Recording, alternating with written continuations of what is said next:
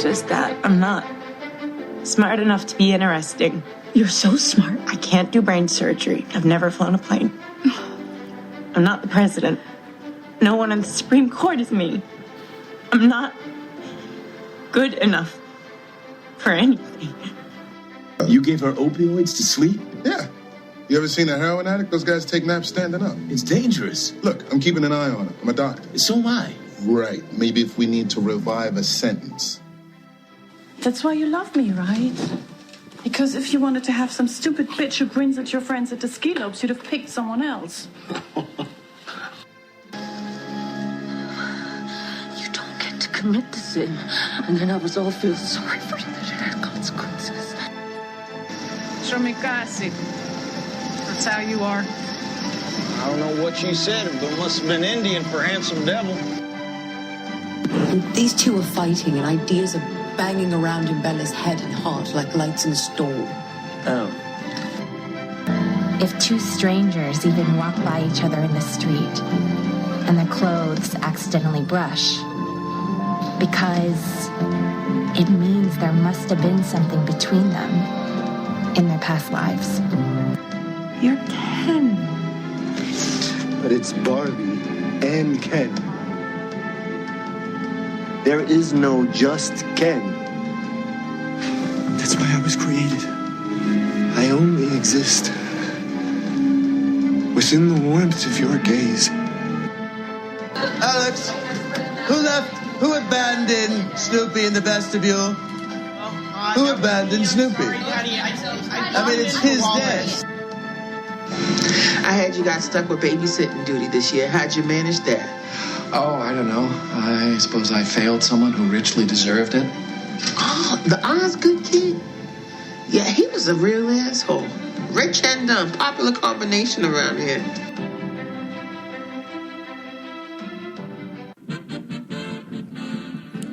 Welcome to the show. Welcome back. Welcome back. Listeners, patrons. Welcome. Scott, what are we doing today? We are doing our Oscar episode. It is here, and my very good friend of the pod, been on numerous times, my fellow Oscar buddy, Joshua Clement. Welcome back on, Josh. Hi, Ken. Hi, Ken. Hi, Ken. You missed out on last year's Oscar special, but you're back. Took a little break. We're back. Took a little Yes. break. We're back. I'm excited to talk about all of these movies. I feel like me personally, I've seen a lot of these. So you've seen a good chunk. Yeah, I've seen a good chunk. Mm-hmm. There's some that I haven't, and I'm okay with that. But work has been put in. Yes, my legwork has been done. So here we go. We're ready to get started. We're bold enough to start this episode with Hooray for Hollywood. We just had this on the iPad, so I think that we've used this before. Absolutely. But Josh, so we've been watching old broadcasts of the Oscars on YouTube, and you gotta love the time where you could just use Hooray for Hollywood, irony-free, right, at the start of the red carpet of a ceremony on the red carpet, and you didn't really think anything about it. Everything was great. We had no post-strike drama. Well, nobody was snarky. It's that weird moment of the Oscars when the show begins, but they do a little 30-second clip package of like, what is it on ABC usually? Yeah, them walking in. Of them walking in and showing. Yeah, and over that in like 92 or whatever, they're just irony-free playing Hooray for Hollywood. I think that we were watching the 95 ceremony, so that would have been Forrest Gump winning Best Picture, right? Yeah.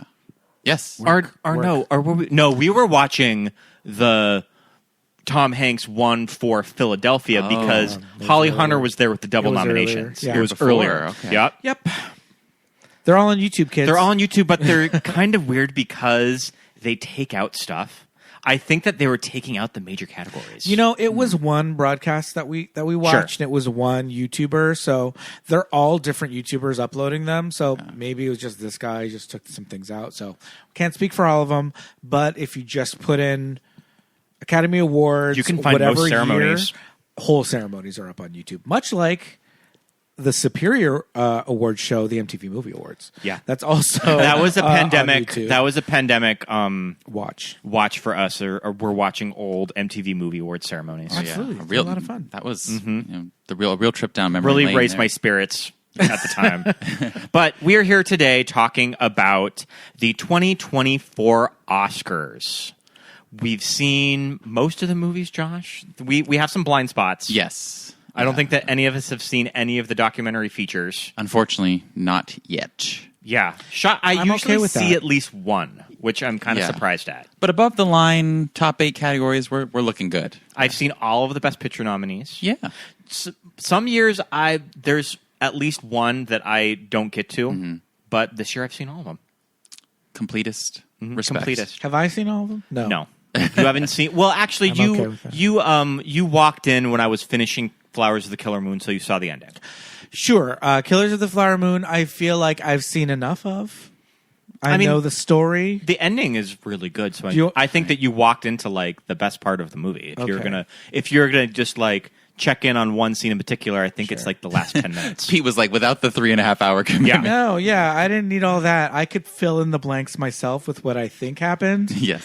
I feel like Leo DiCaprio is he's like a bachelor. He does on the town. He does what he does best. Put on a character. Leo did his thing. He put on a character. He found the voice. He was doing like his Brando. He found the voice thing with his jaw. Yeah. Yep. I'm glad that he decided to gain 90 pounds for the role. Oh wait, that was just Leo. And I think, according to my brain, I filled in the blanks. Jesse Plemons comes into town, and they're long lost brothers, right? And in your brain, and this is the story Yes. that I made up for it. And Jesse there's some Plemons. killers. I don't know. There's some flowers. There's some flowers. I think that there's a moon thrown in there somewhere. And there's Lily Gladstone. All right. Well, let's get this roast a cooking and talk about everything Oscar. So let's start out the show talking about the close calls in the major races of who came close but didn't quite get there. I mean, we're just going to start out the show. We don't have to talk all that long about it because this has been talked about to death. Of that when like my mom is talking to me about the Margot Robbie and Greta Gerwig snub, I really know that it's like it's broke through to like the real mainstream. Right. Then you know that has gone mainstream. But I think we're on the same, kind of wavelength with this. Greta Gerwig is nominated as a screenwriter this year. She did not make directing, but she is an Oscar nominated for Barbie. Right. As with Margot. Yes. She's also producing for Barbie as producer. Yes. Right. When you produce a movie that essentially, listeners, if you're not up to speed, if you're me in the situation, because Scott before Once Upon a Time in Hollywood, Scott was like, Brad Pitt has an Oscar, and I was like, no, he doesn't. Oh, the producer. He's like, yeah, he's got one for 12 Years a Slave. 12 Years a Slave, and I was like, doesn't count. Doesn't count. It's not for acting. It is sitting on his shelf. It's not for singing a song. An Academy Award. It doesn't count. And so when people go, oh, you won that Academy Award for... What'd you win that for? Is it 12 Years a Slave? They said, you went in that. I have a feeling that with Robert Margot. Redford would have a thing or two to say about that. Well, Robert Redford can come over and let's Yeah. have a talk. I'll knock him over like a blade of grass. His only Oscar is a Weighs producing about Oscar. 75 pounds these days. Yep.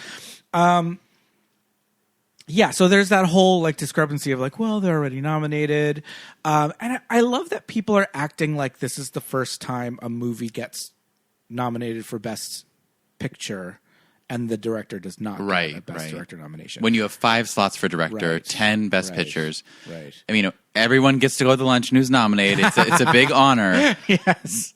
But I think it may have hit the pop culture zeitgeist in a bigger way this year, just because of how huge the Barbenheimer saga was. Yeah. So is Barbara sitting at home going, Streisand sitting at home going like, been there? Yeah. Yeah. Exactly. Yeah.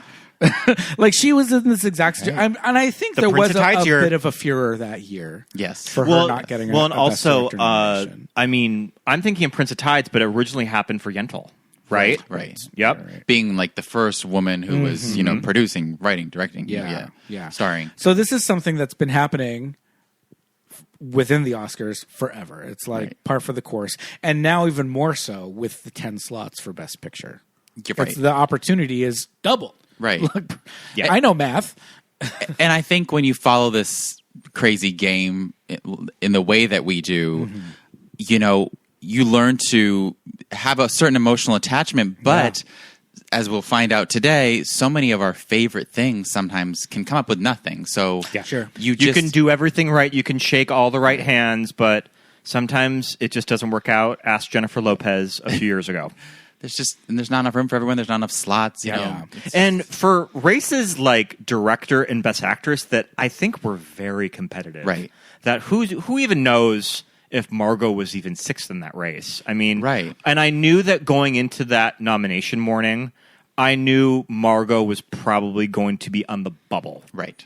And same with Greta Gerwig, just because of the competition. And I hate to be like an Oscar snob. It's just like people can join the conversation at any time. It's the fucking Oscars. So of course people can voice their opinion, but there is something about the type of people that complain about this that I'm not entirely sold if you're really all that invested to begin with. Right. Sure, absolutely. One of those things where 4 months after the ceremony, these people may have forgotten everything. Yeah.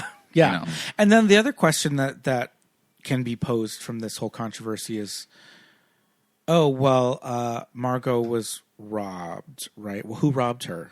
Right. Which of these five does not deserves it less than her? Right. You know? And same thing with director that I feel like everyone was talking about like a female director snub, but I didn't really see a lot of people posting about the woman that was nominated for Anatomy of a Fall. Right. Yep. You know, if it's Greta Lee, you know, taking her spot, is there just as much outrage in that whole thing? Right. You know? Yeah, absolutely. Yeah. That's the thing. It's like, robbed. Well, who was it that was doing the robbing? Because there's only so many spots.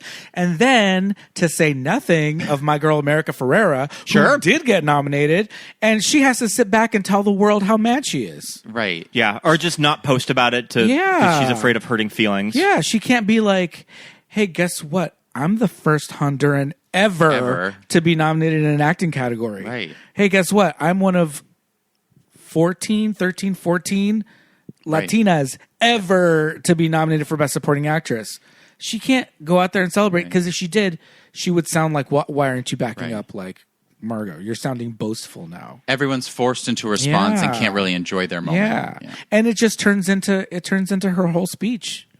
In Barbie. Exactly. Which she's being nominated for. Which is nominated for writing. You know what I mean? Everybody, which has a nomination. And Greta Gerwig has talked about this when her mom talked to her about her alleged snub. And she was like, Mom, I was nominated for screenwriting. And she's just like, everybody is going to be there. Everybody is invited to the party. And I was telling you this, that I feel like this entire Barbie campaign, which kind of fucking cool that Barbie got those 8 nominations. Phenomenal. Like I feel like that was never really on the radar for that movie until months before the movie came out that it's going to be great. That I feel like Margot's path was always producer. Producer was always the narrative of that campaign. Whenever she would do the round table, she would do the press for it. She always led with, I helped get this movie made. Yeah, this is what I had. This is what I had to fight for, and this is how I did it in those rooms. Sure. Yeah. And so it makes total sense that producing is her main nomination for the movie. Yes. We said it. Well, I've got Amy Schumer on the phone. She's got a couple of things to add to this. She has some notes. That was definitely not the Barbie movie that they were making. Anne Hathaway. So many Barbie movies. Oh, my God. Anne Hathaway. I don't think. Hathaway. I mean, I remember when that was announced that I was just like, I don't know if Annie where's works. Where's Anne Hathaway going to fit it into her schedule doing this Death Becomes Her reboot? Yeah. It's not happening, guys. That's That's not real.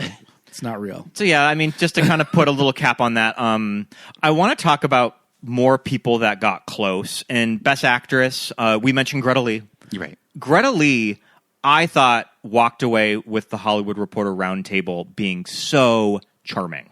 So that if I was a voter and I was watching that, I would be like, I think I'm going to move Greta Lee up into my 5. Because I just thought that she was just such a fun, personality and just how she talked about the movie and just kind of the big deal that the language of doing this movie half in Korean and how much that meant to her mom. She just seems really fun. Yeah, I saw that too, and I thought she was very emotional, and she had to have been close. She's friends with Jennifer Aniston.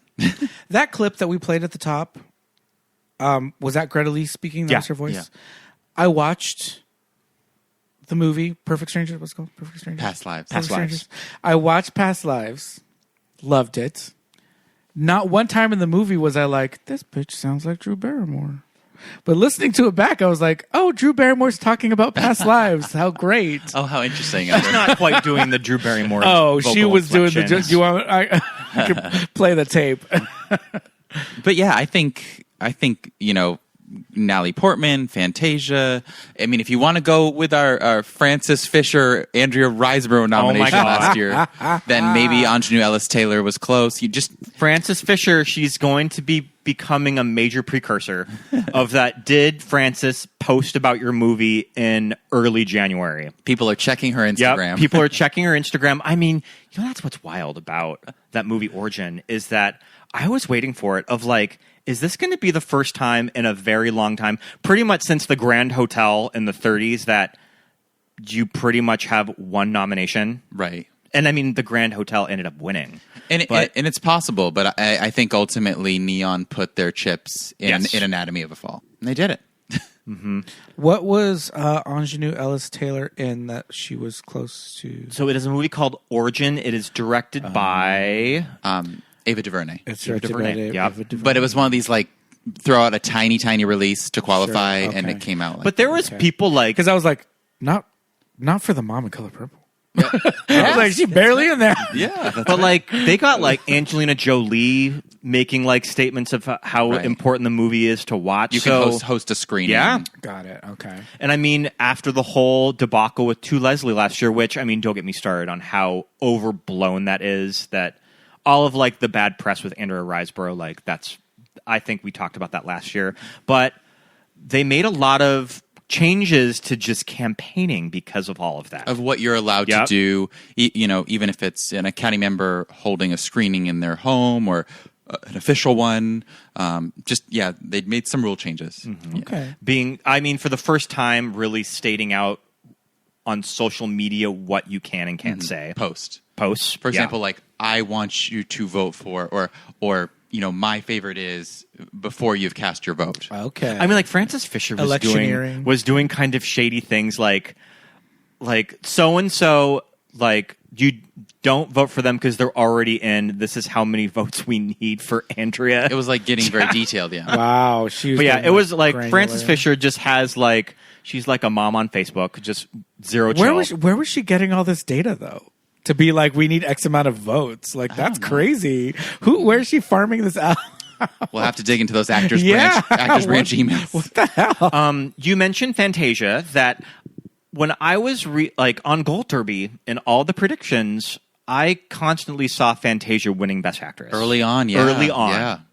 And then we can talk about The Color Purple. I finally watched the Spielberg Color Purple. Yay, we watched them back to back. We watched them back to back. And then the next day we watched Oprah.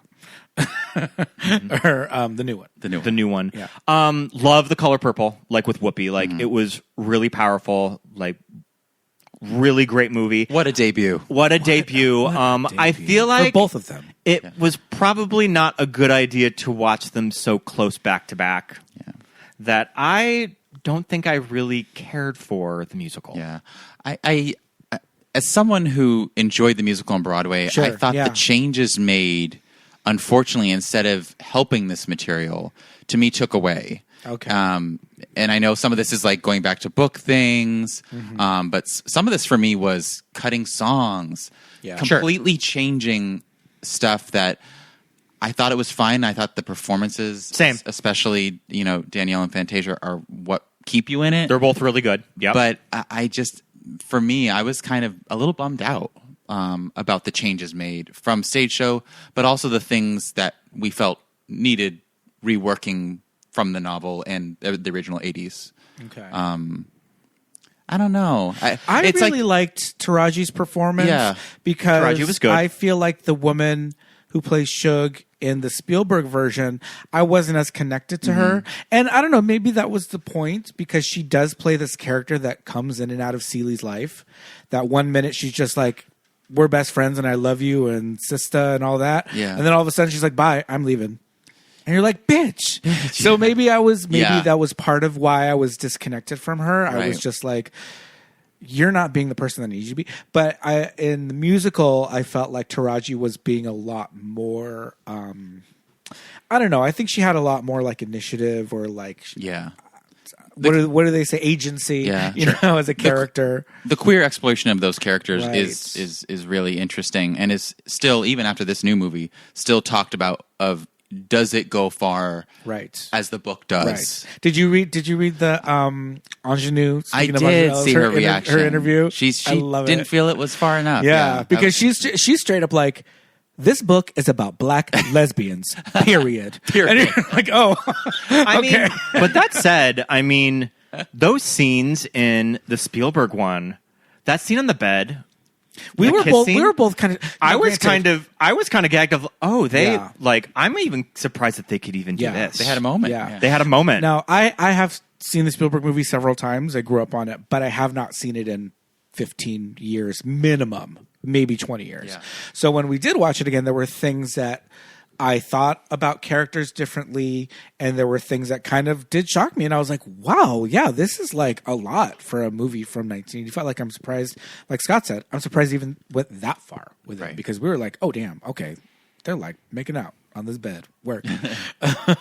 Yeah, I think my thoughts are I would love to see it on stage. I just don't think it was a musical that translated to a feature movie all that successfully. Yeah. And there's also, I mean, Pete and I were talking about the cinematography, that there's just a glossiness to it, that everything looks so new and clean that I don't think really works for movies set in the past. It kind of takes me out of it. Yeah, it's kind of the cinematography style now where there's always like a big bright light coming through the window. That church looked like they had just painted it a mere like hours before they shot. Yeah. Right. Yeah. So some of the shots look great when they're sitting in those big, what type of trees those are? I don't know, willow trees or whatever. When they're sitting in the branches and those leaves are just flowing. Yes, that lovely. was beautiful, right? But the whole movie doesn't need to look like that. And it did. The whole movie was giving music video. Right. You know, and it is directed by someone who has shot Beyonce videos, so that makes total sense. Yep, correct. Yeah. But yeah, Fantasia was great. I love the fact, the thing about the Spielberg version is that Whoopi is 25 maybe at the time of production, something like that, under 30, at least. Yeah. And she plays Celie from the whole thing, 15 to in her 40s, I think, by the end, maybe 50s. And you can tell, like, they're putting some makeup on her and all that. But Fantasia, she's not 25 anymore. And what an amazing young find. Yes. Sure. That matched them up. Great. Yeah. And Halle and Ciara, great. That was amazing. I think the casting was so good. Yeah. I think we think it got close. Yeah. Yeah, it could have been close to Best Picture in a lot of the tech categories. I think Danielle's nomination was always a done deal when people saw that movie. Because here's the thing, even if voters were cold in that movie, everyone could agree that she was the best part of it. Sophia goes through so much. one of the best parts of it, yeah. I have a knack that I can usually pick out the big snub of the year. I remember for The Butler, I knew that Oprah was not going to get that nomination that she was predicted for. I knew last year, I knew that The Woman King would get shut out of Best Actress, that I called that. And this year, I thought it was going to be Paul Giamatti in a sideways repeat, and then more buzz of the movie of that, clearly Paul's getting in, but I called Leo snub in Best Actor. I just don't think that Leo, he's good in the movie. I don't think he really needs a nomination. Yeah, I think, first of all, it's a hard character to like. Yeah, and I think that was a lot of the backlash for that performance, is that it was too unlikable. And, I think you have American Fiction coming on strong, Jeffrey Wright, and even Coleman Domingo are both journeyman actors, and they've been around. Yeah. And when you have those choices of, like, should we hand them their first nomination, which I can see that thought process if I was a voter. Yeah, I mean, and we know, as we know, people don't always think about this is the best, Right, it's right. sometimes it is Jamie Lee Curtis.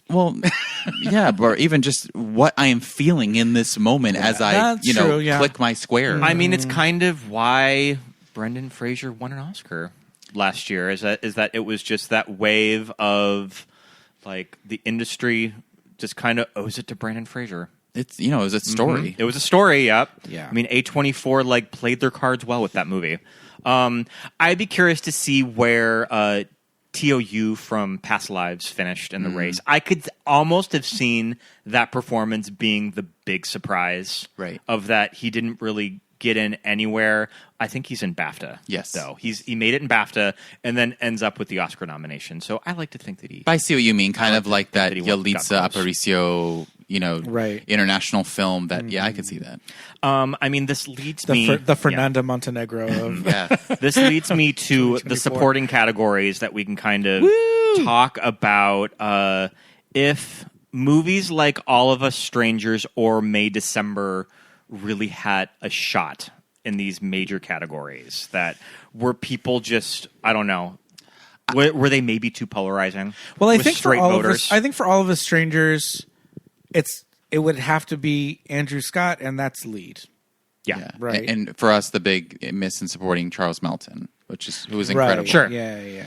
I think it is a weird thing. This is where you have to detach yourself from. I mean, because I know we love Charles's performance, and to be your first feature film, how brave and putting that yourself out there in that way. And what great the casting. Yeah. Person for May December of think of that. What about what about this kid from Riverdale? Yeah.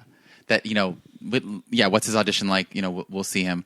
But I think, I don't know how you guys felt, but in talking to some people our parents' age, I felt with May December, unfortunately, people didn't want to delve into this kind of material. Yes. Mm-hmm. It's the material. And I heard it more than once. Yeah. They have lived through the Luterno thing, and even though it's just slightly based, inspired or whatever, it wasn't material that people, even on Netflix, were eager to plop themselves down in front of. Yeah.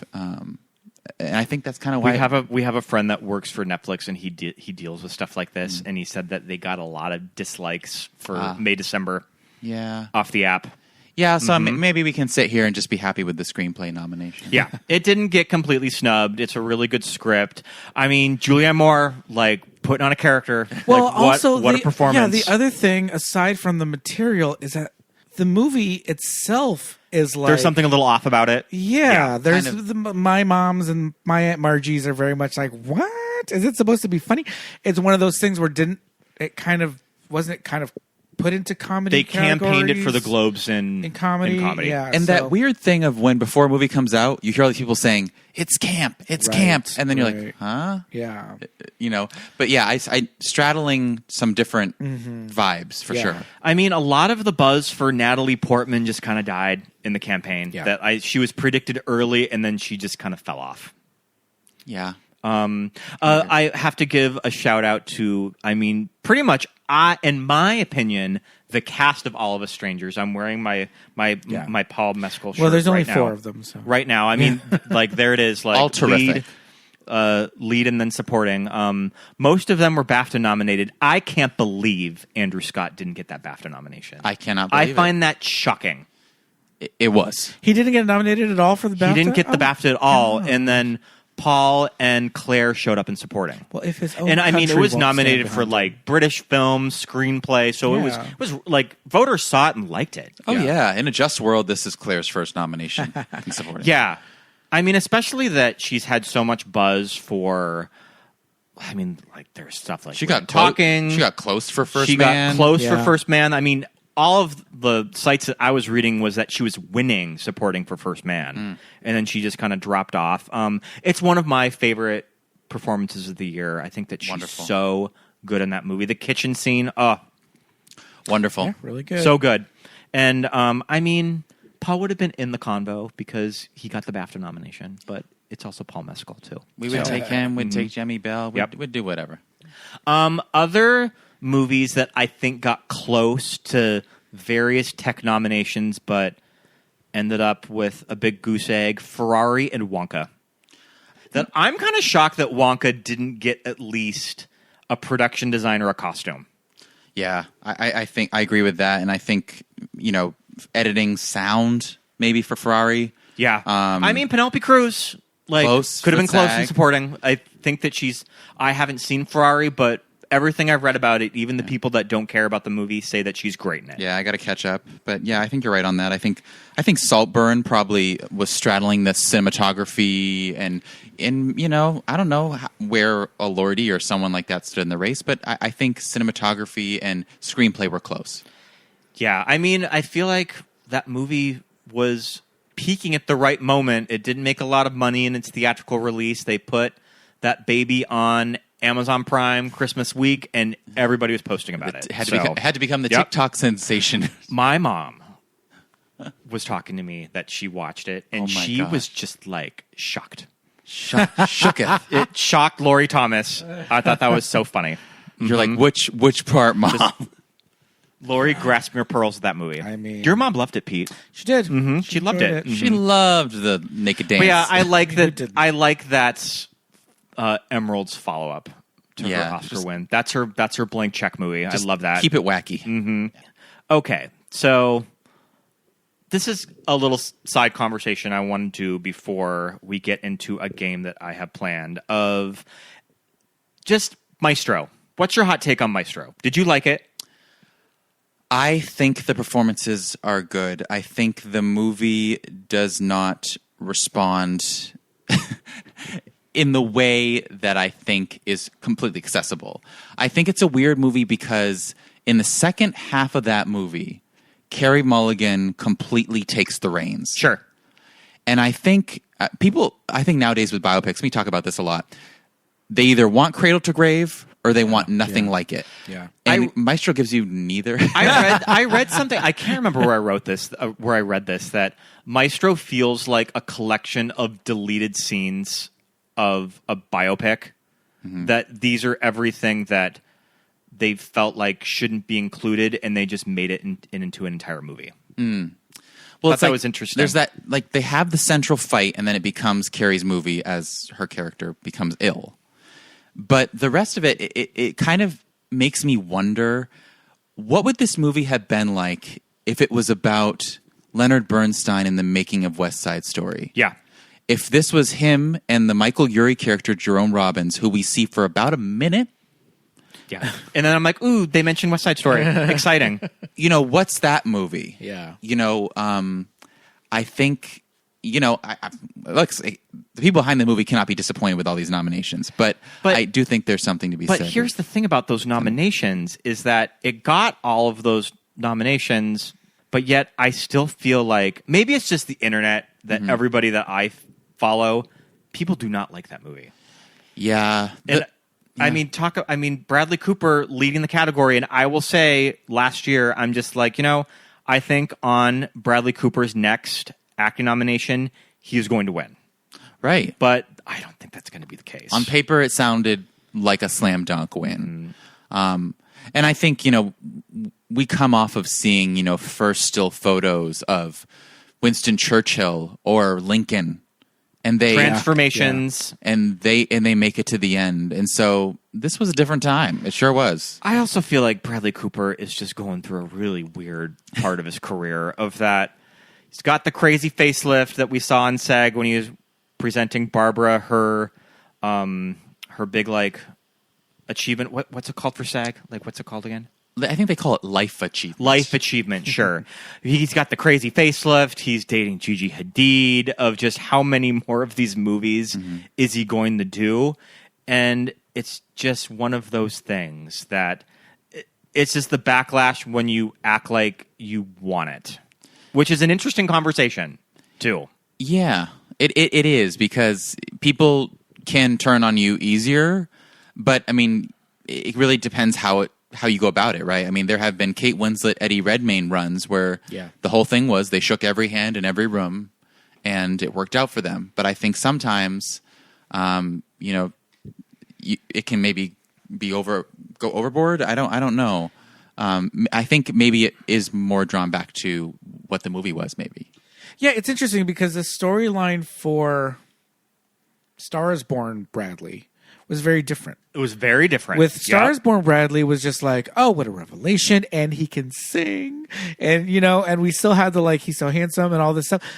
But for this, it's like we're not getting like, oh, what a revelation of like the work that he put into it and the what do you call it, conducting. The conducting.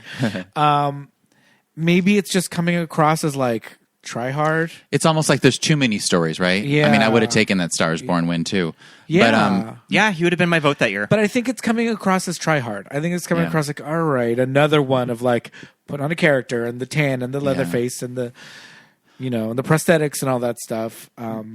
Yeah. But I agree with you. I think it is a weird thing, especially when freaks like us, when you follow derbies and who's tracking and who's in first place and just the silly game that it's it is. Like all of a sudden, Brad went from number 1 in Best Actor to number 5 in the new year. Yep, in the new year. Wow. Which I mean, that's before we get into the nominations. Right. I'm sure that we'll be talking more about that when we get into Best Actor. But just kind of an interesting awards arc that I did not really see coming for that movie. Yep.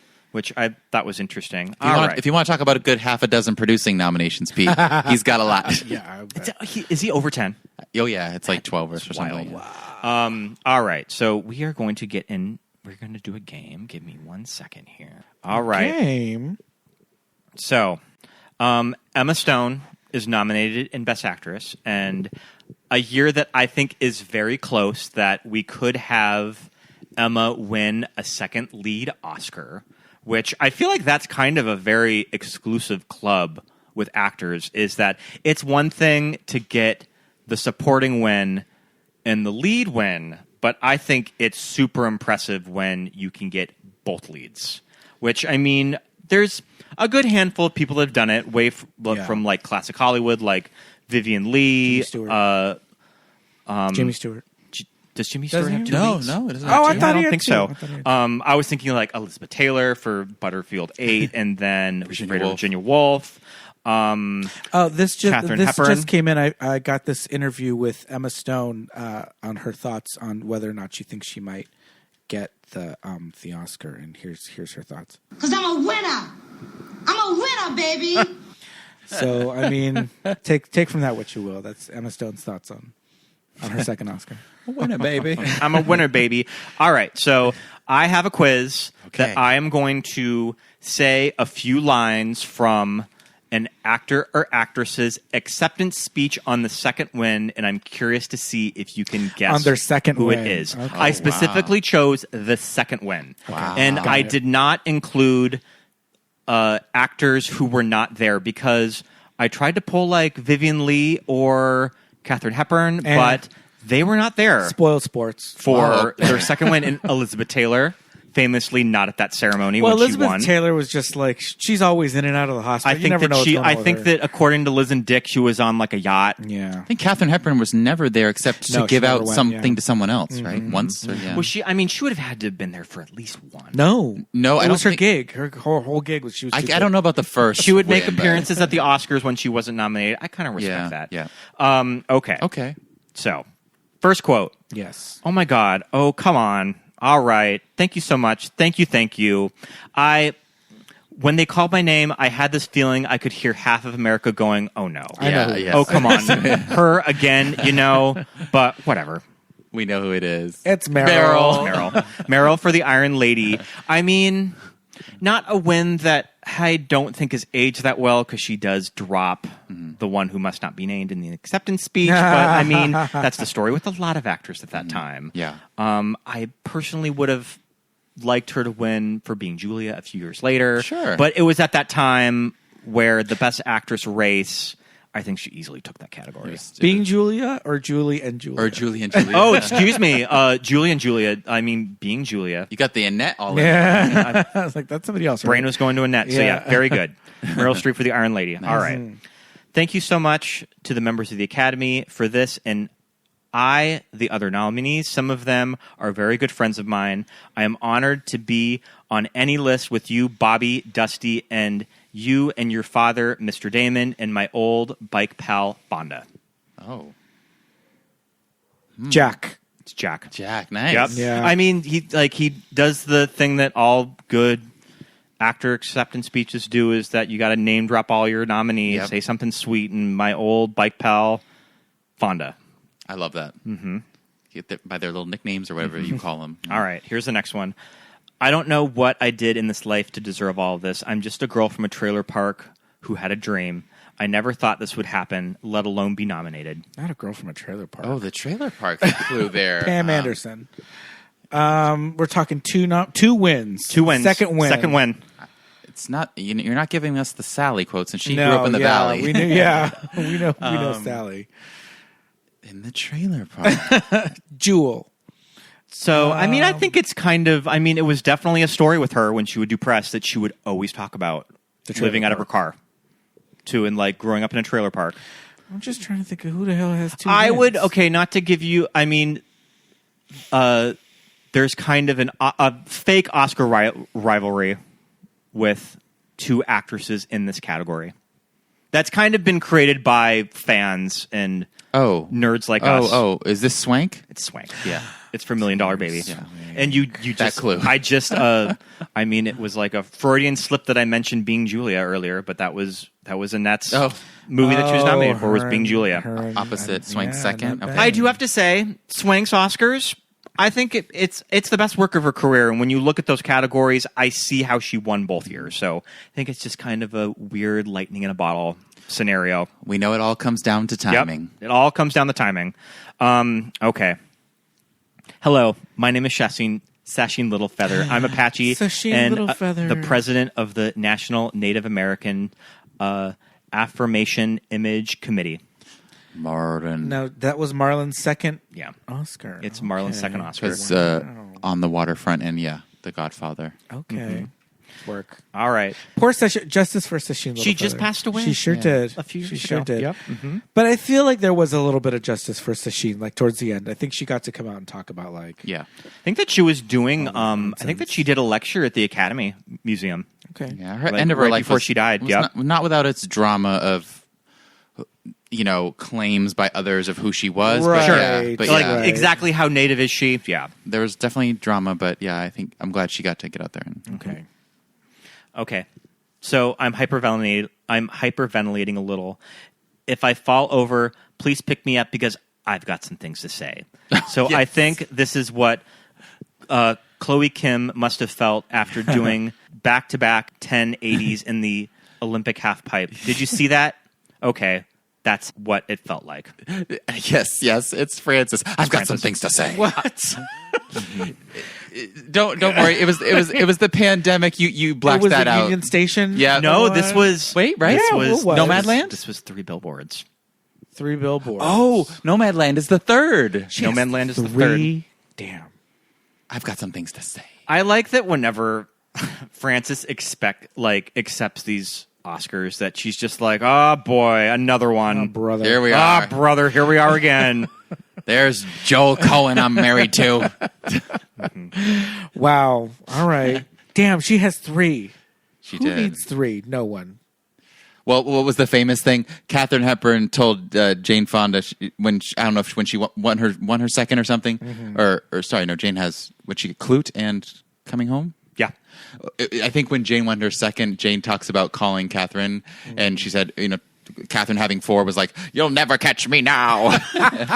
Wasn't it Sandy Powell when she won for the Young Victoria costume designer? Great costume designer. She's like, I already have 2 of these. Yeah. Mm-hmm. She's good. Humble brag. All right, here's the next one. Thank you. You commie, homo-loving son of a gun. Oh, yep. It's Sean Penn. Yeah. Sean Penn for Milk. Got it.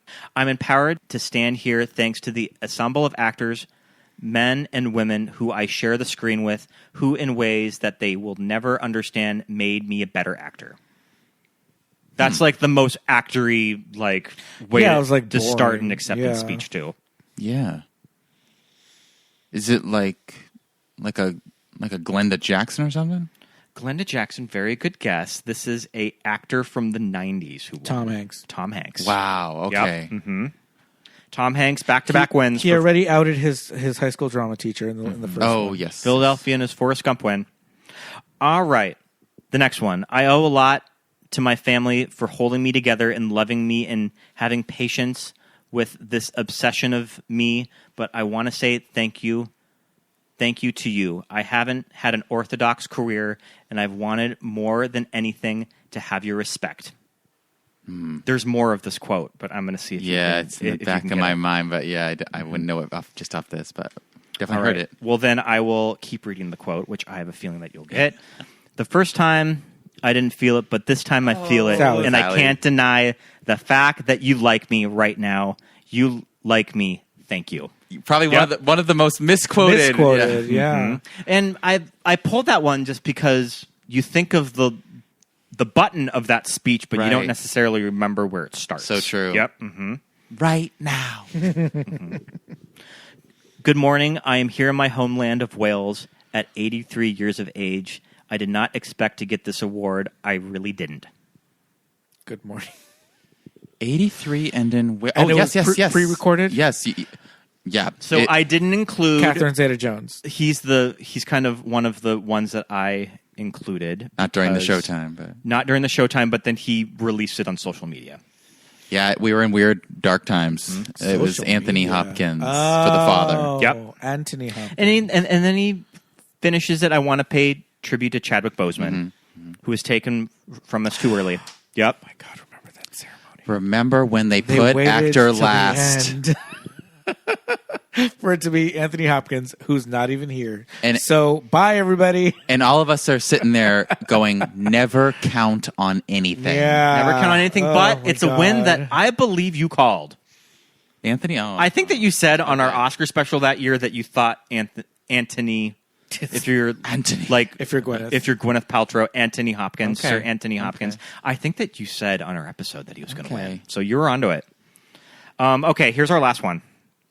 That's the closest thing I'll ever come to getting a knighthood, so thank you. My deepest thanks to members of the Academy for whacking me with the handsomest bludgeon in town. Closest to knighthood. Oh. Is this a Daniel Day? It's Daniel Day-Lewis. Yeah. When he won For There Will Be Blood, do you remember who presented? No, who was it? It's Helen Mirren.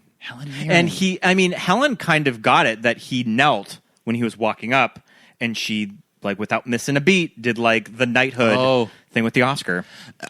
It's funny because for a second the knighthood thing was throwing me off, but he's a Brit who lives in Ireland who a lot of people mistake for being Irish. Yeah. He's also somebody, if you were ever to do a rare interview with him, because I don't think he does a lot of press, I would think what is Daniel Day-Lewis's voice going to sound like when he's talking to me? What do I get today? What is he going to be English? Is he going to be Irish? I don't know. Just always think about texting as Lincoln to Sally Field. Oh, Jesus. But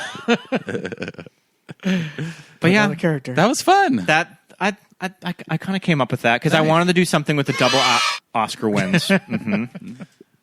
Yeah, that was good. All right. Good. Well, not that we're going to get a double Oscar win this night. All right. Well, let's get into it. We'll kind of go through all of the categories and kind of give who is the projected winner, who is our personal favorite. We'll start in Best Director. Justine Triet for Anatomy of a Fall, Martin Scorsese, Killers of the Flower Moon, Christopher Nolan, Oppenheimer, Yorgos Lanthimos for Poor Things, and Jonathan Glazer for The Zone of Interest. I think it's Nolan in a walk. I think it's going to be a sweep of the major categories with Nolan. And I liked Oppenheimer. I didn't love it as much as most people. I kind of drifted off in the last hour of that movie when it got a little boring after the bomb went off. But I have to have mad respect that is a movie made for adults that people responded to, which I think is so fucking cool. Right. I really like Oppenheimer, but personal pick maybe would be Anatomy of a Fall is really fresh for me. I really love what Justine did with it.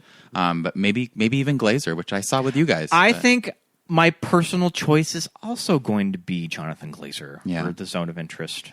It was it was interesting to walk out of that one, and I think it's a really well directed movie, and I had never seen anything like it. Sits with you in weird ways. Yeah, it sits with you in weird ways. We can maybe talk a little more about it later. Best Actor, we had a little mini Bradley Cooper conversation, but let's talk about more of the category. Bradley Cooper for Maestro, Coleman Domingo for Rustin, Paul Giamatti, The Holdovers, Cillian Murphy or Cillian Murphy. I'm doing the Pete. I'm doing the Kirsten Dunst thing. That like I'm telling myself not to say. Yeah, and then it happens. Not to say one thing and then I say the other. Sure. Cillian Murphy for Oppenheimer and Jeffrey Wright for American Fiction. I mean, I think it's probably going to be Cillian. Yeah, and the way the season evolved with that BAFTA win. Yeah, it absolutely is. It started to evolve after Bradley, the downturn, and I think Paul took the Critics' Choice, and then things started to move. I was shocked that Paul missed SAG. But yeah, the SAG and the BAFTA for me is enough to kind of bank on Cillian on Oscar night. Mm-hmm.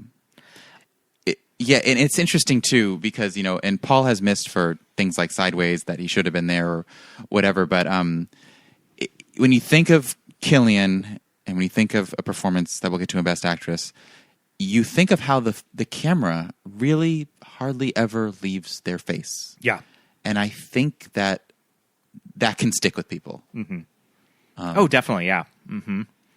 I mean, Bradley Cooper is going to be going on his. I mean, how many Best Acting nominations has he had? And Cillian's probably going to win on his first. Yep. Because that's just, I guess that's the just cookie crumble. That's just how that's showbiz, baby. Yep.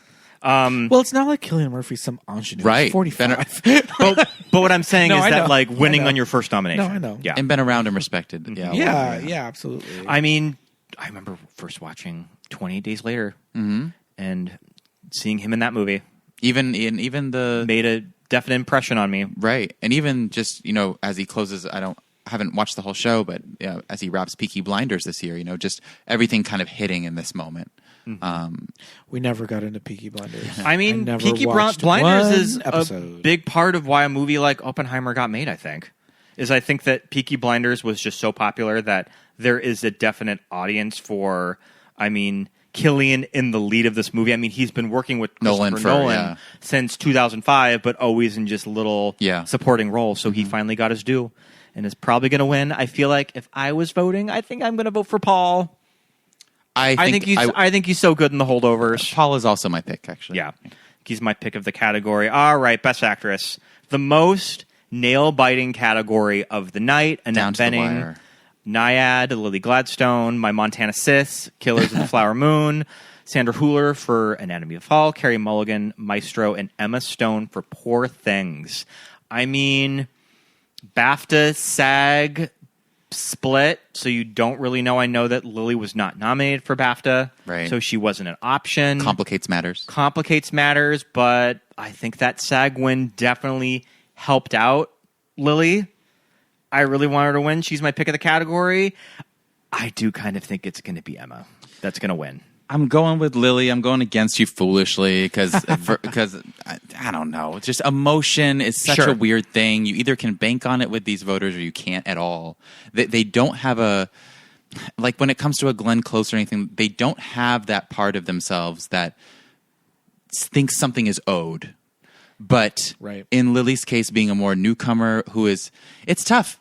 Emma is in close-up in every frame of Poor Things, and Lily is in a third of the movie. But she's the emotional center. That was interesting when, I think it was during the actress roundtable, that Lily said that she read and was cast with a different script where the character was only in a handful of scenes, and then they did an entire rewrite, and she was like she was kind of more of a major premise, and like she was more of a major presence in the movie, which I think is really interesting.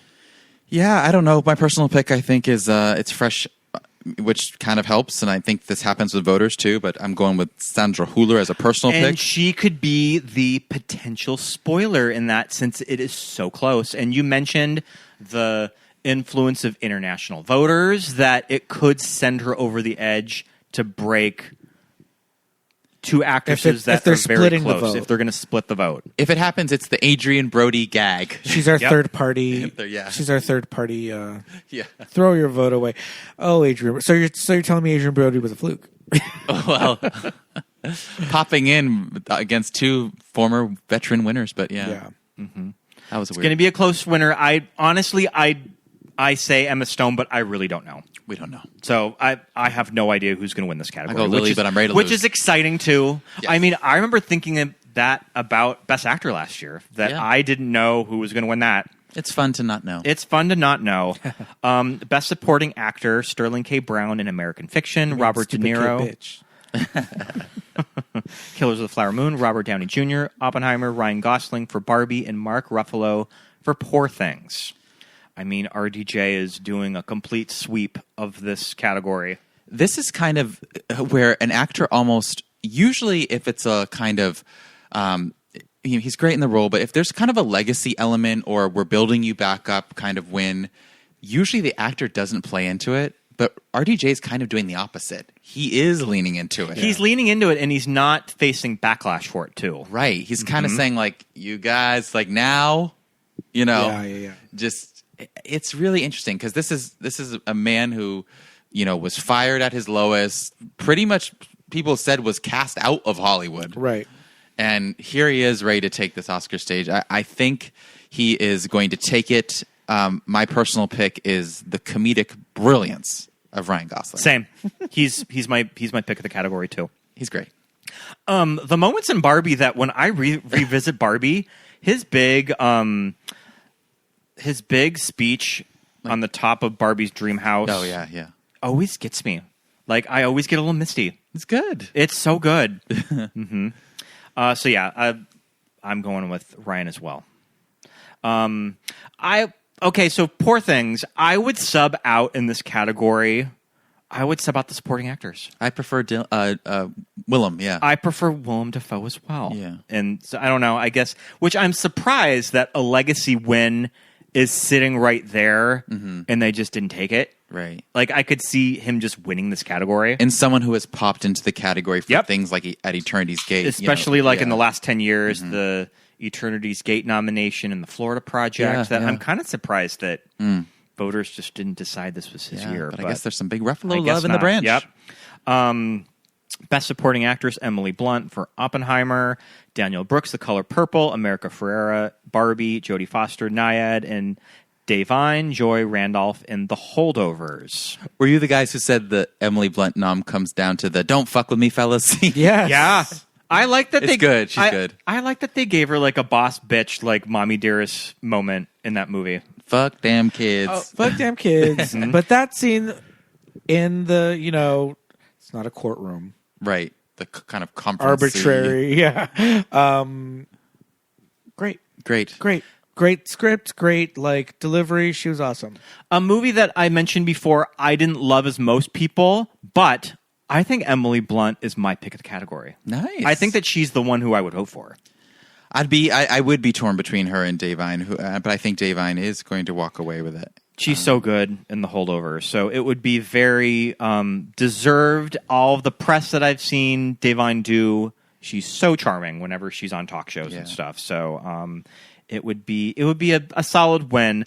I was talking earlier with you of if you were to upset one of the supporting categories, like how many votes do you think you would need to overtake both RDJ and Davine? Because I think they are far ahead. Yeah, especially, with the Academy having increased by thousands within the past 10 years. I think you would need hundreds of votes to beat either of them. I mean, nothing would be more shocking than an upset there. Best Original Screenplay, Anatomy of a Fall, The Holdovers, Maestro, May, December, and Past Lives. I think Anatomy of a Fall, if it doesn't win Best Actress, it is going to win this category, and I think. Yeah, I think this is their opportunity to reward this film, having France made the wrong decision and missed out with Taste of Things anyway. I think, this being there is a perfect place to reward Anatomy of a Fall. I assumed that Alexander Payne wrote The Holdovers. And I think you're not alone. I think he did not write The Holdovers. Did not write this. I think that is something that really didn't register for me until just a few days ago, that he did not write it. So used to we're so used to him being the writer-director, So interesting. I think May December should just be happy to be included and not get shut out entirely that it got that nomination. I think it's kind of shocking that Past Lives only has those 2 nominations. And it's maybe my personal pick. Sure. Love it. Really good. Love that movie. I think if I was voting, I think Past Lives would also be my personal pick of the category too. Cool. That I think that Anatomy of a Fall is going to win. Really good screenplay. Happy with that. But I am probably voting for Past Lives as well. Yeah. Over there in adapted screenplay, a very controversial category because Barbie had to switch from original to adapted. It did. Although I think that it was BAFTA nominated in original. The nominees are American Fiction, Barbie, Oppenheimer, Poor Things, and The Zone of Interest. Now, this is a tough one because American Fiction has taken the BAFTA and other precursors, recently Critics' Choice and Spirit and all sorts of things. And but I think I'm going against the grain with American Fiction, a first-time feature with Cord Jefferson, although I think he very well could win. But I'm going to go with Oppenheimer getting caught up in I'm gonna have to agree with you that I think it is going to if it takes the major categories, it's going to win Best Screenplay. I would probably vote for Barbie. Me too. In this category. Me too. Animated feature, a category that Pete and I have seen most of these movies, and we are rounding it out tomorrow. Oh, wow. With the 5th movie, The Boy and the Heron, Elemental, Nimona, Robot Dreams, and Spider-Man Across the Spider-Verse. It's a close race. Who do you think is going to win? Okay, so here's the thing about animated features when it comes to voters, that voters, chances are, have not seen all of these 5 movies. If they vote in the category, which if you have not seen all of the movies, you should probably not be voting in the category if you have not seen them.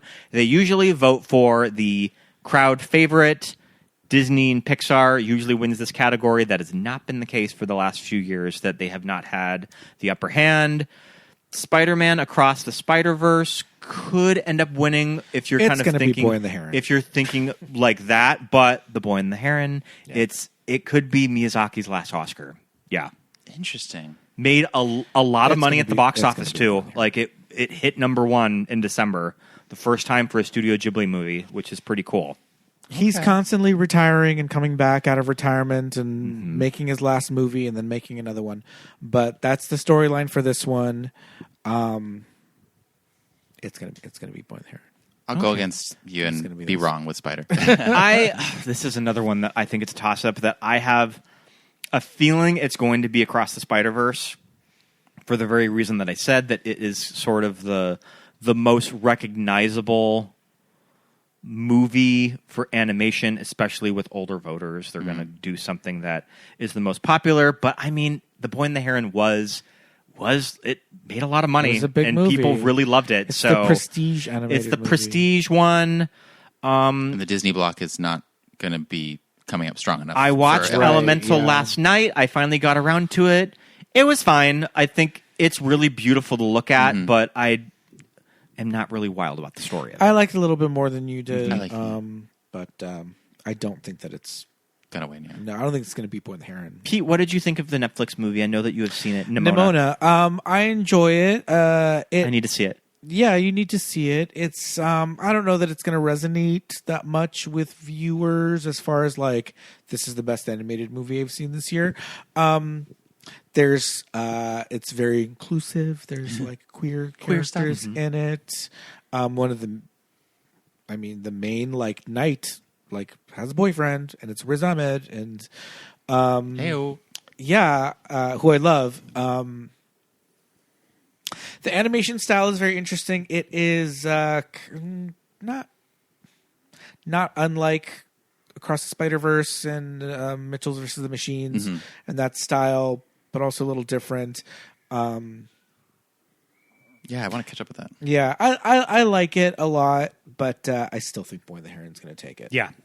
Okay. Even though Boy and the Heron is way too long. Boy and the Heron, it's probably the one that I would vote for in the category. I'm still going to say Spider-Man Across the Spider-Verse will probably win, But Boy and the Heron is probably my vote in the category because I'm just it's a sentimental thing with Miyazaki's last Oscar because I do think this is going to be his last major movie because he's getting up there. I remember us going to the Boy and the Heron. We saw that movie really late at the Alamo Drafthouse, maybe a little too late because I felt like I was just late at night, yeah. Late at night that I just felt like I cannot focus on all the crazy shit that is happening in this movie. So I need to properly watch it again. I look forward to it. But it was beautiful, though. All right. Best International Feature Film. Lo Capitano from Italy. Perfect Days from Japan. Society of the Snow from Spain. The Teacher's Lounge from Germany. And The Zone of Interest from the United Kingdom. The first time the United Kingdom has been submitted in this category, I think. Interesting. Yep. Well, we do love our Society of the Snow, but you know what? Personal pick, and who I think will win is The Zone of Interest. The Zone of Interest. It's really good. But that said, okay, since I probably might be putting The Zone of Interest in other categories, I think I am going to personally vote for Society of the Snow here. Nice. It was very good. I thought that movie was really well done. I mean, maybe I'm like the dumb like millennial that they were shooting for that is not as familiar with that story as kind of older people are that kind of lived through it, but I was like engrossed with that entire story, with all of it. So well I thought it was really well done. I don't agree with the criticisms of it that it should have been a documentary, that they didn't see the point of doing like just sort of this type of narrative with it. I don't really agree with it. No. I think some of the best visuals of the year, I mean, that plane crash and the avalanche scene, oh my God. You believe it all. Like, you believe it all. And I don't know which one is worse. If I would want to live through a plane crash or an avalanche, I'm kind of going to go with the plane crash. Because the avalanche scene, no thank you. None of it's good. But yeah, and the main actor is also really cute. We love him. He was really good. I just saw Perfect Days from Japan by Wim Wenders, who is a German director. I just saw that. Heard that was sweet. It was very sweet. I didn't love it as much as most people did. It's a very just kind of a vibes movie. Not a lot happens with it, but it was very like sweet and just kind of pleasant to take in. Nice. So that's what I'll say about Perfect Days. We mentioned documentary feature film, which we're not really all of that big of experts for. Do you know who's kind of leading this category? Not this year, but I'll catch up with a couple. I think that 20 Days and Maripol going to be very timely. It's going to be very timely. It's probably going to be the win. All right, so for the first time, Pete and I went to the animated shorts. I've always wanted to do this. I've always wanted to do this. I always say I'm going to make it to either the live action or the animated shorts. I always want to do animation shorts because we're just big fans of animation, and we did it this year. Nice. So we have seen all 5 of these movies. Letters to a Pig, 95 Senses, Our Uniform. What is this French title? Is it Pachyderme? Pachyderme, yeah. Mm-hmm. And War is Over, inspired by the music of John and Yoko. Mm-hmm. So I've seen 95. Love that. Oh my God. Senses? Yeah. That so short good. Fucking wrecked me. So good. Like giant tears running down my face during that one. So it's my pick of the category. I mean, I don't really know what a lot of the buzz is here. I think it's the best one that leaves the biggest impression of the 5. So I think it's going to win, but I was on Gold Derby and a lot of people are choosing my least favorite to win, which is the Pig. Letter to a Pig. I didn't really get it. I think this will be the key with this one is going to be how far does the Peter Jackson and Thomas Newman behind John and Yoko make a difference? You can tell that they spent a lot of money on that short. I mean, Pete, did you notice that Landau from like James Cameron, producer, like produced it? I noticed all the Weta people. Yeah, all the Weta people. Yeah, they put a lot of cash behind that. So I don't know. It was powered by the Unreal Engine, which is it's a video game software to create the 3D imagery. Beautiful, sentimental story. Nice to show like Christmas time, like what they did with the whole. It's World War I, but it wasn't like this is France and this is Germany. They were like Moo Land. It was like fake flags on their like things. Interesting. The song. War is Over. Yeah. What's the name of the song? The John and Yoko song. As they're playing it at the end, I was like, oh, you really hear Yoko. I don't know if it's because I'm listening to it in a movie theater and not like a moving car or something. Not that I listen to that song all the time, just like singing War is Over, like on the way to the grocery store. But like, I never noticed how heavy Yoko's vocal is in it. And I don't know if it's a different take or a different mix of the song, because I was like, oh, that's Yoko. Maybe it's a better choice that they dim that vocal in the radio edit of that song. But I think 95 Cents is definitely our pick.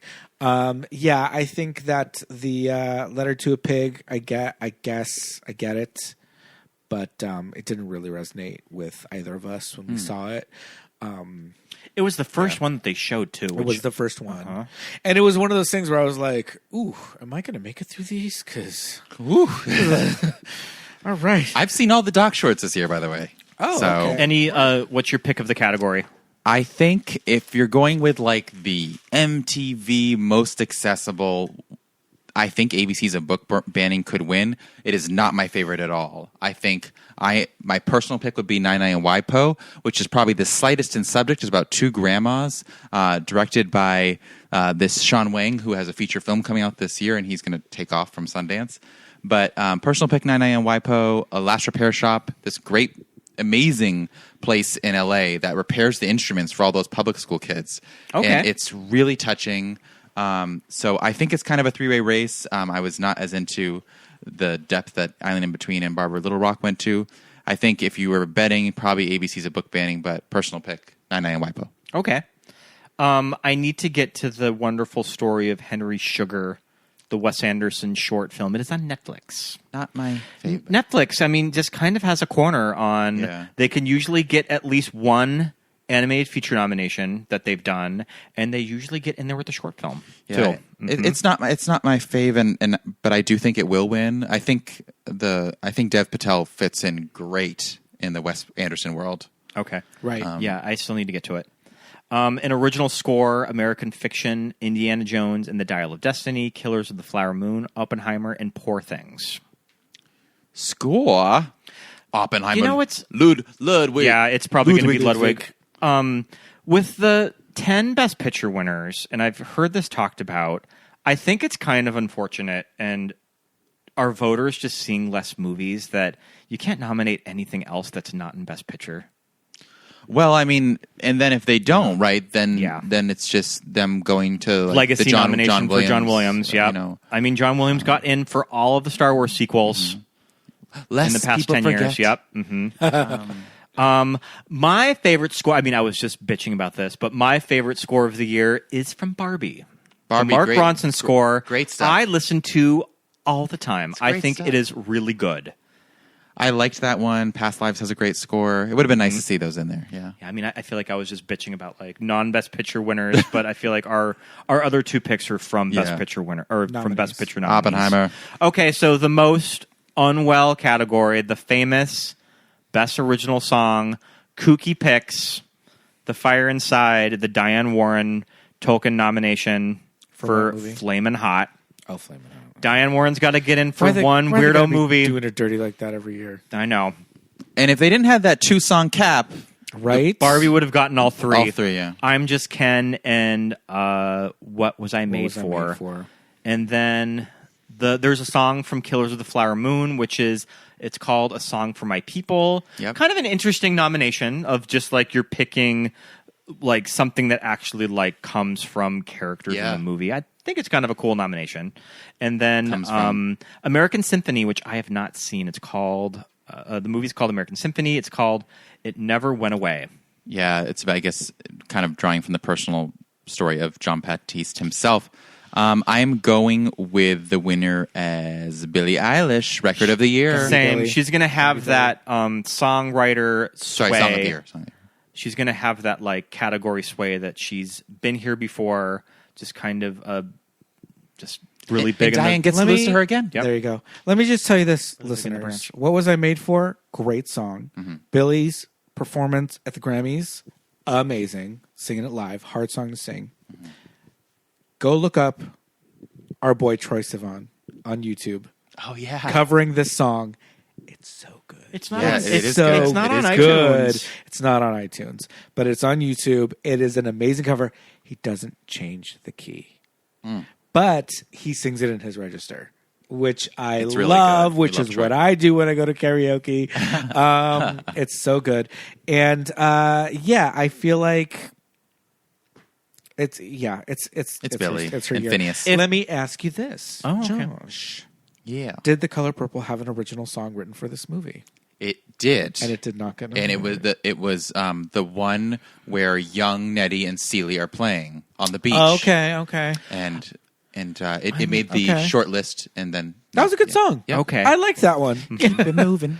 Yeah, I kind of thought that was like, okay, there's a good like little opening number here. All right, I like it. a fun little ditty. Yeah. Okay, Yeah, but it didn't did make not get it. Yeah, I think the other big snub here was Lenny Kravitz's Rustin song, but yeah. Oh, sure.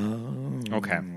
Yeah, it's an odd. It remains a odd category, and I always think the weird thing is if the song isn't in the movie, it has to be the first track hit on the credits. Yeah. Yes, which is what was it made for? It's so poignant. I like I'm Just Ken. It's too long. Yeah. The scene is too long. It's more fun to watch the dance. Yeah, but even that is too long. Sure. There's 3-4 portions. Of it. I remember thinking that Cut it, girl. when they have like their dance West Side Story breakdown. Yeah. I would have liked to have seen Dula Peep get in there, but I'm okay. My number one song on Your number one, iTunes your from top- 2023. your top 20 My Scott number was one. their, Scott was their number one campaigner. Hot 100, hot number one with a bullet. Missed opportunity to really start out the party is have her sing that at the very top of the show. Right? Mm-hmm. Oh, that'd been fun. I mean, they could still do it. Why not? She opened the Grammys Who too. It was cares? not with that song, but it was fun. Okay. Best sound. I mean, we mentioned Oppenheimer is probably going to take a lot of the tech categories, but voters, if you are listening, if you really look at this category and you look at the zone of interest nomination, sound is a very powerful part of that movie. So it is my pick of the category. It's my pick of the category too. They put learning about how they put stuff all through the house and all sorts of things to make the sound design what it was really interesting to learn. But I think Oppenheimer will be winning. Mm-hmm. Best production design. I have Poor Things winning this. I have a weird costume production split. So my production design is going to be Barbie. Okay, I like that. Great production design of Barbie. I think I'd be happy Either with or. either or could because win. okay, Poor Things early on in the run before we saw it, we see the trailer and I'm just like, this looks so cool. Mm-hmm. I'm in. This is giving City of Lost Children. It's giving Milliers. It's giving Junet. It's giving Dark City. All these things. Yes. And I love Emma Stone and like, ooh, Willem Dafoe. And we go and see it and I'm like, all right. It's good. Okay. I think it's a little it's a little meandering. So I feel like, I'm not going to say style over substance, but I still do really love the production design. Respect that, yeah. And I really love this world that they created. Mm-hmm. Do I love the movie? I don't know. I would watch it again, but mainly just to like look at everything. Right. That I didn't get a chance to see Gotcha. the first few times. So I do love, right off the bat, it'd be like, oh, Poor Things, production design. But then when you said Barbie, I was like, oh yeah, they built all creating that. the Barbie world. I mean, the transition from Barbie world to real world. So alone, cute. Oh my God. Alone. That is production design 101 in camera. It is a weird thing sometimes with these categories when you kind of take apart your own feelings about a movie and step back. Right. I mean, even just thinking about something like Killers of the Flower Moon and Jack Fisk as a master, to think that he built the train station. Yeah. He built these, just the... Or even just all of the props in Killers of the Flower. I mean, I get that prop masteries might be a little different than something like production design, but I mean, Killers of the Flower Moon, that movie Part had of set decoration. a lot. That movie had a lot of scenes. Yeah. That they were cutting away to something pretty much every 5 minutes of just a line of dialogue that, they had to build that set and shoot it for a 5-second cutaway. Yeah. Mm-hmm. But yeah, a lot of work. Just so fun. But yeah, I could go to either. Yeah. Yeah. Cinematography, I mean, we're talking about the Oppenheimer Sweep, it's probably going to take that. I have not seen the Pinochet vampire movie in this category. Conde I have not seen. That I did not know this movie existed until nomination morning. But Ed Lachman sounds fascinating, and I want to watch it. It really does. Yeah, the description in the trailer, I was like, work. But yeah, which, I mean, it's also the one non-Best Picture nominee. I was just talking about that. That can be refreshing. Earlier, that I think it's refreshing when you put in other movies that aren't in Best Picture. I think that's something that should be done more. Best makeup and hairstyling. I think that I'm voting for Society of the Snow. There's a lot of old age makeup in this category with Golda, Maestro, and Oppenheimer. I mean, Oppenheimer's old age makeup is not showy too, which is interesting. The slow evolution of Carey. Yeah, it's not showy. Right. Mm-hmm. Yeah, I think my personal pick would also be Society of the Snow with you and all the injury stuff they have to do. How they transformed all of those actors. However, I will say, and I know we had the Maestro dissection, I will say what is so incredible about what Kazuhiro can do now is we've gotten to the point with makeup where you can look at Bradley Cooper and there's no place where he's not old. Like when he's older, Leonard. You know, it's just the detail they can go into now is crazy. Yeah, yeah, absolutely. Is it the same guy who did? It's the same winner of Bombshell. That's and Darkest Hour. Yeah, yeah, really good stuff. And his stuff is so subtle and love it. Sorry, but I think Maestro's actually going to win. But you're saying Poor Things might win?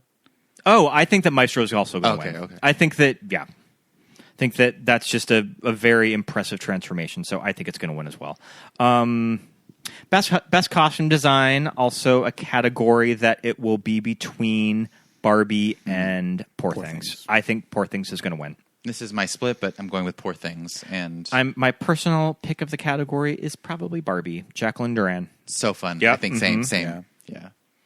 I mean, film editing, famously, if you're a Best Picture lead, you're probably going to win editing, and I think that is definitely going to be the case. Visual effects, The Creator, Godzilla -1, such a cool nomination. I'm glad that made it in. Guardians of the Galaxy Volume 3, Mission Impossible, Dead Reckoning Part 1, and Napoleon. I have no clue who's going to win here. I just kind of threw it to Godzilla. I think The Creator is going to win. The Creator has very impressive visuals in it. The Creator, a movie that did not make a lot of money, I think The Creator is going to have a big cult following with lovers of sci-fi. Okay. Mm-hmm. Oh, The Creator. So good. Yeah. I was like, what the hell was that? Just the world that they created. Gareth Edwards. Yes. Yes. The Gareth Edwards sci-fi movies do this thing where the big special effects are so just good that you don't even think about it. It's so immersive that you don't even think of it as a visual effect. Yeah. The way that they showed an Imperial Star Destroyer in sunlight in Rogue One was just like, I have never seen it in that lighting before in 40 years. Wow. And this is a new way of showing me a Star Destroyer and making it look big and impressive and scary. Wow. Great job. I look forward to seeing it. The Creator's great. Go watch it. So I think it's going to be the winner of the category. All right. Best Picture. American Fiction, Anatomy of a Fall, Barbie, The Holdovers, Killers of the Flower Moon, Maestro, Oppenheimer, Past Lives, Poor Things, and The Zone of Interest. This would be so fun if we were doing our own preferential ranked ballots. Yeah. I have my preferential ballot. Hold on. Here, let me bring it up. Hold, please. Please hold. Best Picture. I mean, yeah. Okay, so my Best Picture's ranked. Okay. Tell me. Number 1, The Zone of Interest. 2, Barbie. 3, Past Lives. 4, Killers of the Flower Moon. 5, Oppenheimer. 6, Anatomy of a Fall. 7, The Holdovers. 8, Poor Things. 9, American Fiction. And rounded it out at number 10, Maestro. Love that. Yeah, I am. My personal pick of the category is The Zone of Interest. And I saw Barbie 4 times in the theater. But I am kind of looking at its Best Picture. It's like a true achievement of filmmaking. Yeah. And I think of all of these movies, The Zone of Interest is going to be studied in film class. like film professors are going to be showing this when educating students, I think. Yeah. So it's truly like an achievement of filmmaking. Yeah. Yeah. Of just, I have never seen anything like that movie. I love Zone of Interest. I love Past Lives. They are in the 2-3 in my preferential. But I'm going to be that cheesy person and choose Barbie at the top. All right. Mad respect. It was number 2 in mine. I felt bad not putting it as number 1 since I was one of that movie's most vocal supporters. Yeah. I mean, I think we've talked about this. I think it's a strong year. I mean, the bottom of my list is Maestro, and I didn't hate it. So, sure. You know, that I think that speaks to a fairly good year for the Oscars. And that's just me personally. I'm sure other people feel very differently about this 10 Best Picture lineup. I think that this was sealed pretty much like mid-December. Respectable. Of what this was going to be. The 10 PGA carried over. I would have loved to have seen the 11th, 12th, and 13th picks because I bet they were wild. I bet they what were. That big drop-off was of what didn't make it in. I mean, we're just talking about Origin could Origin just get a single Best Picture nomination? It very well could have. I think, yeah. I mean, I think, our love for the movie is surely coloring all this, but, maybe All of Us Strangers was close in screenplay, the next one, yeah. It just very well could be. Mm-hmm. But yeah, I think it'll be a strong year that the Oscars won't be embarrassed to look back at, but I do think Oppenheimer will be taking the night. I mean, I feel like we've gone a few years with Best Picture winners that have not made a lot of money, that are small, that this is kind of... Going back to the big thing. This is the big movie of the year. This is Barbenheimer. Mm-hmm.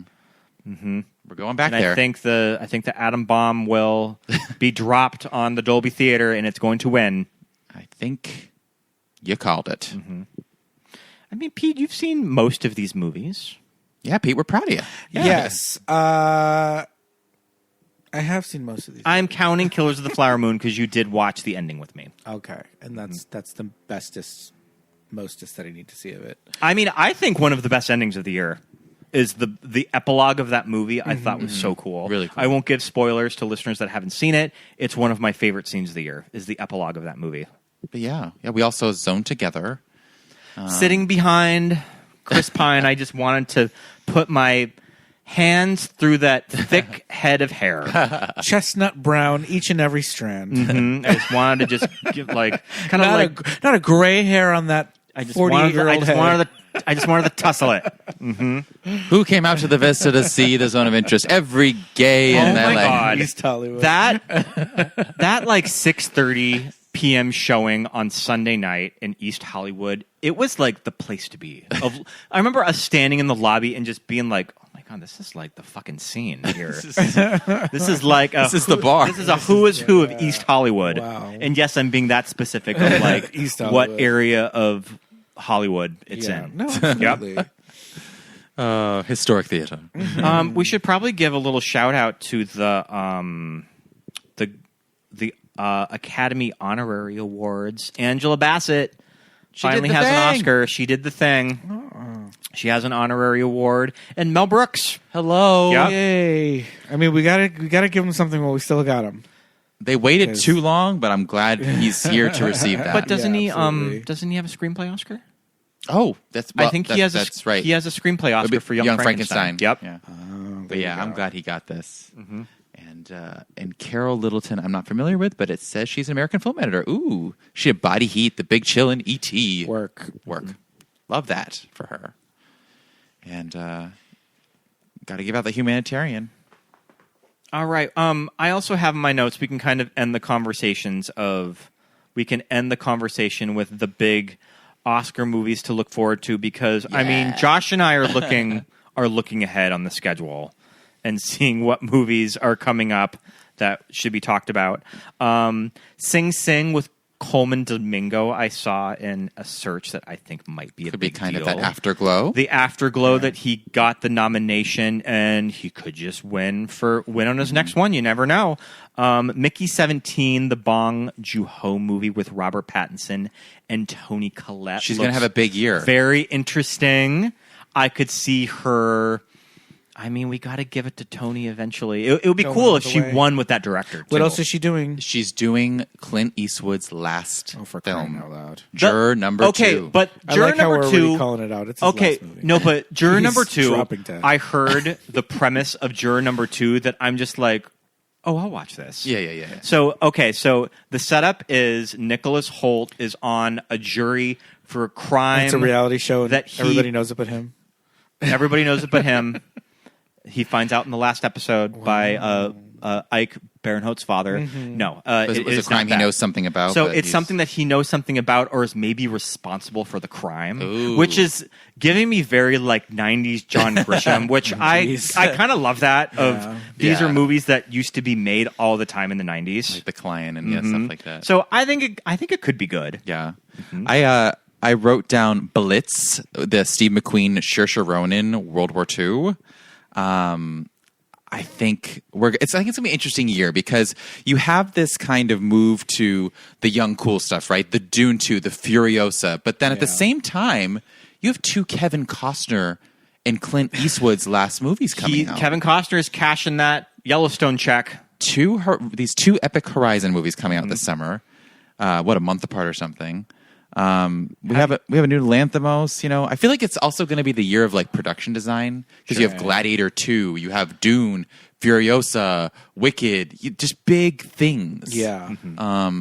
Have you read anything about Queer with Daniel Craig? Heard about it. Looks kind of interesting. Yeah. It's from Luca.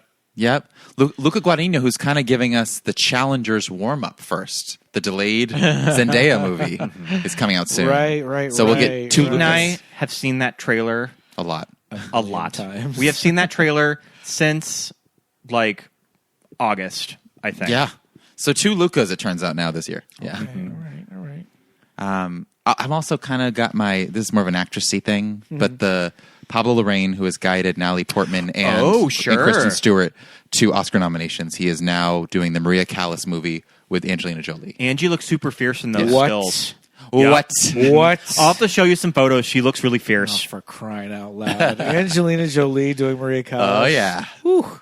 Can't wait to hear this voice. I am here to tell you that I like Angelina Jolie's British accent, so we'll see what happens. It's fun. You're a staunch defender of the tourist. Yeah. New PTA is filming. Maybe it makes it. All right. I also I told you about this earlier today, but in the wake of Mr. Wonka and Dune 2 himself, I got my eye on that Bob Dylan movie that's filming this March. Little Timmy. Yep. That's right. He is doing a Bob Dylan movie. I completely forgot about that. Baby Bob Dylan. He's doing the Cate Blanchett version. He's doing the young Bob Dylan years with Elle Fanning, and I got my eye on that Timothée Chalamet Who's as Bob directing Dylan. that? It is directed by James Mangold. Wow. Oh, interesting. I mean, Walk the Line Oscar for a reason. Yeah, sure. Yeah. So it could work. It's gonna be an interesting year. Curious to see if Dune can sort of ride the wave because it's gotten really good reviews. It's really liked. Yeah. Like audiences. You mean like beyond the text? I'm just curious of like if it can keep up that so early in the year. I mean, I'm just curious if it can keep that up. And delayed, we would have been looking at maybe not such an Oppenheimer craft sweep, next weekend. Yeah. I mean, I feel like Napoleon is thinking it's lucky stars that that movie moved because I feel like those would probably be right. Those would probably be Dune's nominations. Yeah, fingers crossed for Gladiator 2, I can't wait. We love your Paul. It has my other Paulie. It has my other husband. Yep. Paul. Yeah. I was like, there's another one? And what's Paul? her and who's coming in from the original? The mom? Oh, it's what's her name from Wonder Woman? It's from why am I blanking on her name? We all blanked. Gladiator 2. She is Connie Nielsen. Yes, I was close. I Connie said Constance Nielsen. Devereaux. Constance Devereaux. That would be your Aunt Margie. Don't you love Constance Devereaux Margie from Wonder Woman 2? Talking about Wonder Woman and how she loved that Constance Devereaux. Well, she loves Kathy Wingate in The Holiday. So but I think we have lots to look forward to. And it's going to be a fun year. And The Oscars are coming. The Oscars are coming. I feel like last year when we did this episode, we did it back to back with our Black Swan episode with our friend of the pod, Harper, and I feel like we kind of rushed through it just because we had done an entire episode and we forgot to do Best Picture, so we had to later phone in with Harper. Phone it in. We phoned it in, and I feel like the race had kind of changed since our conversation, so we had to backtrack categories like supporting actress. Because I mean, it became just everything, everywhere dominant. Yeah, mm-hmm. I like to think that Jamie Lee Curtis's Oscar win was warranted. Yep, I think it's a good win, Pete. It is. It's a fine win. I love Jamie Lee Curtis. Yeah. Give us kooky hot dog fingers. All right, well, let's wrap this up. Joshua, thank you so much. Thanks for coming. Good to see you guys. You're my Oscar buddy. I love talking all of this bullshit with you 12 months out of the year. It's deep fun. in the weeds. The endless game. And I feel like we never take any of it personal. We can always comment of just how ridiculous all of it is. And we just have fun with it. Yeah. That's the thing about the Oscars. Have fun with it. Like, in the grand scheme of things, none of this shit matters. So don't take it so seriously. Yeah. After Brokeback Mountain, I no longer cry. But if Lily Gladstone doesn't win that damn Oscar, she will be this building to the ground. Just off the top of my head, one of 3 Montanans to win major Oscars: Gary Cooper, Myrna Loy. Myrna Loy. And I believe that her Oscar was honorary, so I don't think that she even won a competitive category. So Lily would be the third. That'd be awesome for you. I often tell people that I went to college with Lily. I kind of did. We both graduated from U of M. We were in different departments, and I think that she was just finishing up when I was starting there. Well, so she's old. I'm sure that we have. She's old. In fact, I know that we have similar friends. Okay, we have a friend crossover. So nice. Mm-hmm. All right. You overlapped some days. Yeah. So she'll be sending you a flower arrangement. I'll be getting your kind words. An edible arrangement from Lily. Yep. Right. Waiting for it. Lily Gladstone, you heard it here. Go, Lily. All right. We'll let you all go.